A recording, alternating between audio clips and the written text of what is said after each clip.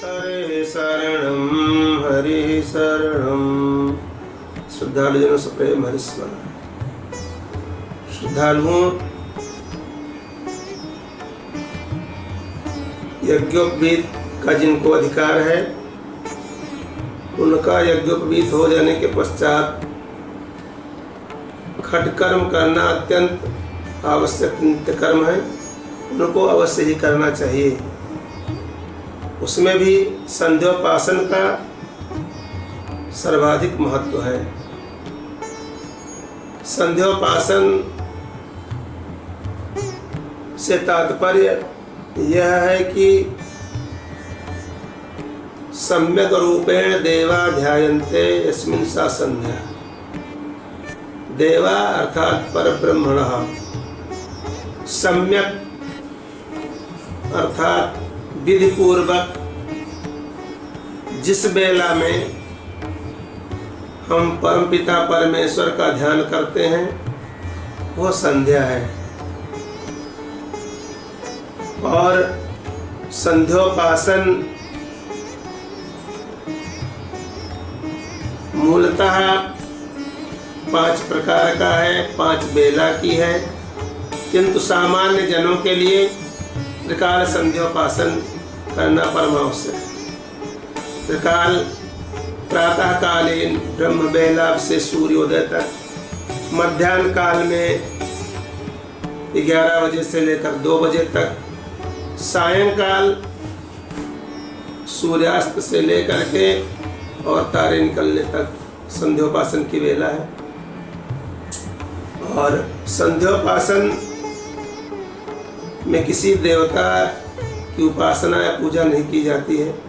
हमारे पूर्वजों ने संध्या एक ऐसा विज्ञान खोजा था जिसमें शारीरिक, मानसिक और आध्यात्मिक तीनों प्रकार की उन्नति के मार्ग प्रशस्त होते थे। प्राणायाम और सूर्य नमस्कार का उसमें समावेश है। गायत्री मंत्र के द्वारा उसमें परमपिता परमेश्वर की स्तुति की गई है। बहुत से लोग कहा करते हैं कि संध्या न करने से पाप तो होता है लेकिन पुण्य नहीं होता। उनको हम बताना चाहते हैं कि यदि नहीं है, जीवेम सरदा सतम ब्रवाम सरदा सतम सतम दीना साहम सरदा सतम आदि जो मंत्र हैं, और सूर्यश्च मामन्यश्च मनुपतेश्च अग्निश्च मामन्यश्च मनुपतेश्च इत्यादि जो मंत्र हैं, इनके अर्थ को देखा जाए तो तात्कालिक और तुरंत ही पुण्य देने वाले मंत्रों का समावेश इसमें किया गया है।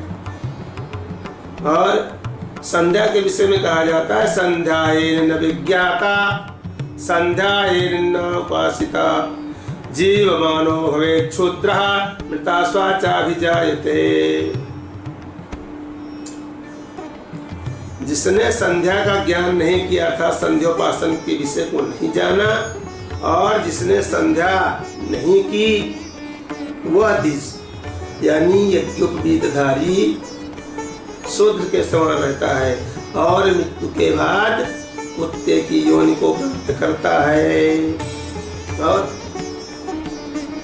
संध्याहीनोश्चिर नित्यमनरः सर्वकर्मसु यदन्यत् कुरुते कर्मो न तस्य फलभाग् भवेतो। ब्राह्मण, क्षत्रिय, वैश्य आदि जो संध्या नहीं करते हैं वो नित्य ही अपवित्र रहते हैं और उन्हें अन्य किसी दूसरे कर्म का पुण्य नहीं प्राप्त होता है।